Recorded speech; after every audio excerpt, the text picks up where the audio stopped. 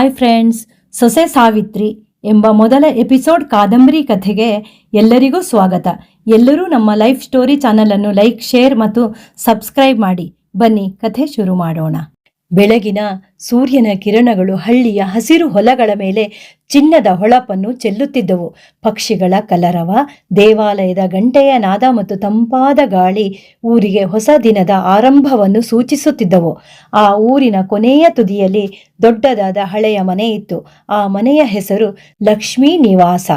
ಆ ಮನೆಗೆ ಆಸ್ತಿ, ಗೌರವ, ಪ್ರತಿಷ್ಠೆ ಎಲ್ಲವೂ ಇದ್ದರೂ ಕಳೆದ ಕೆಲವು ವರ್ಷಗಳಿಂದ ಸಂತೋಷ ಮಾತ್ರ ಕಾಣೆಯಾಗಿತ್ತು. ಆ ಮನೆಯ ಯಜಮಾನ ರಾಮಣ್ಣ ಶಾಂತ ಸ್ವಭಾವದ ರೈತ. ಅವರ ಪತ್ನಿ ನಾಗಮ್ಮ ಕಟ್ಟುಪಾಡಿನ ಮಹಿಳೆ. ಮಗ ರಾಘವ ಪಟ್ಟಣದಲ್ಲಿ ಉದ್ಯೋಗ ಮಾಡುತ್ತಿದ್ದ ವಿದ್ಯಾವಂತ ಯುವಕ. ರಾಘವನ ಮದುವೆಯಾಗಿ ಕೇವಲ 3 ದಿನಗಳಾಗಿತ್ತು. ಹೊಸ ಸೊಸೆ ಸಾವಿತ್ರಿ ಮೊದಲ ಬಾರಿಗೆ ಆ ಮನೆಯ ಅಂಗಳದಲ್ಲಿ ತುಳಸಿ ಕಟ್ಟೆಯ ಮುಂದೆ ದೀಪ ಹಚ್ಚುತ್ತಿದ್ದಳು. ಅವಳ ಮುಖದಲ್ಲಿ ವಿನಯ, ಕಣ್ಣಿನಲ್ಲಿ ಆತ್ಮವಿಶ್ವಾಸ ಮತ್ತು ಹೃದಯದಲ್ಲಿ ಎಲ್ಲರನ್ನೂ ತನ್ನವರನ್ನಾಗಿಸಿಕೊಳ್ಳುವ ಕನಸು. ದೇವರೇ, ಈ ಮನೆಗೆ ನಾನು ಸೊಸೆಯಾಗಿಲ್ಲ, ಮಗಳಾಗಿ ಬದುಕಬೇಕು ಎಂದು ಮನಸ್ಸಿನಲ್ಲಿ ಪ್ರಾರ್ಥಿಸಿದಳು. ಅಷ್ಟರಲ್ಲಿ ನಾಗಮ್ಮ ಹೊರಗೆ ಬಂದು, ಸಾವಿತ್ರಿ, ಮನೆ ಕೆಲಸಗಳು ತುಂಬಾ ಇವೆ, ಇಲ್ಲಿ ಯಾರೂ ಕೈಕಟ್ಟಿ ಕೂತಿರುವುದಿಲ್ಲ, ಒಳಗೆ ಬಾ ಎಂದಳು. ಸರಿ ಅತ್ತೆ ಎಂದು ನಗುತ್ತಲೇ ಉತ್ತರಿಸಿದಳು ಸಾವಿತ್ರಿ.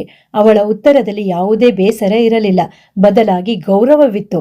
ಮನೆಯ ಎಲ್ಲಾ ಕೆಲಸಗಳನ್ನು ಒಂದೊಂದಾಗಿ ಕಲಿಯಲು ಆರಂಭಿಸಿದಳು.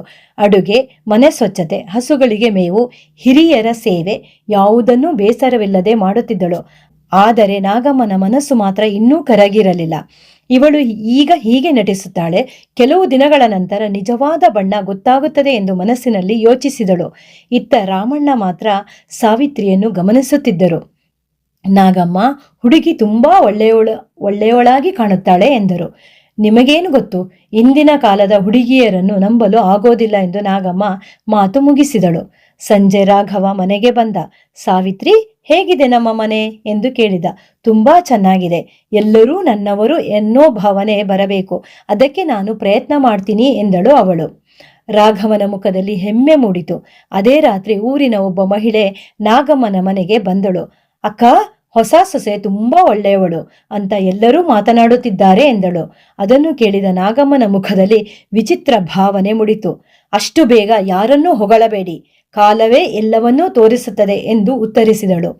ಆ ಮಾತುಗಳನ್ನು ಅಡುಗೆ ಮನೆಯೊಳಗಿಂದಲೇ ಕೇಳಿದ ಸಾವಿತ್ರಿ ಒಂದು ಕ್ಷಣ ಅವಳ ಕಣ್ಣುಗಳು ನೀರಿನಿಂದ ತುಂಬಿದವು. ಆದರೆ ತಕ್ಷಣವೇ ತನ್ನ ಮನಸ್ಸನ್ನು ಗಟ್ಟಿ ಮಾಡಿಕೊಂಡಳು. ನನ್ನ ಒಳ್ಳೆಯತನವನ್ನು ಮಾತಿನಿಂದ ಅಲ್ಲ, ನನ್ನ ಕೆಲಸದಿಂದ ಸಾಬೀತು ಮಾಡುತ್ತೇನೆ ಎಂದು ಸಂಕಲ್ಪ ಮಾಡಿಕೊಂಡಳು. ಆದರೆ ಅವಳಿಗೆ ತಿಳಿದಿರಲಿಲ್ಲ, ಈ ಮನೆಯ ಗೋಡೆಗಳೊಳಗೆ ವರ್ಷಗಳಿಂದ ಮರೆಮಾಚಿದ ಒಂದು ದೊಡ್ಡ ರಹಸ್ಯ ಇತ್ತು. ಆ ರಹಸ್ಯವೇ ಮುಂದೆ ಅವಳ ಬದುಕನ್ನು ಸಂಪೂರ್ಣವಾಗಿ ಬದಲಾಯಿಸಲಿದೆ. ಎಪಿಸೋಡ್ 2ರಲ್ಲಿ ಸಾವಿತ್ರಿಗೆ ಸಿಕ್ಕ ಹಳೆಯ ಕೀಲಿಕೈ ಬಗ್ಗೆ ಹಾಗೂ ಆ ಕೀಲಿಯ ಹಿಂದೆ ಇದ್ದ ರಹಸ್ಯವೇನು ಅನ್ನೋದನ್ನ ನೋಡೋಣ. ಈ ಎಪಿಸೋಡ್ ಇಷ್ಟ ಆಗಿದ್ರೆ ಕಮೆಂಟ್ ಮಾಡಿ ಹಾಗೂ ಸಬ್ಸ್ಕ್ರೈಬ್ ಮಾಡಿ.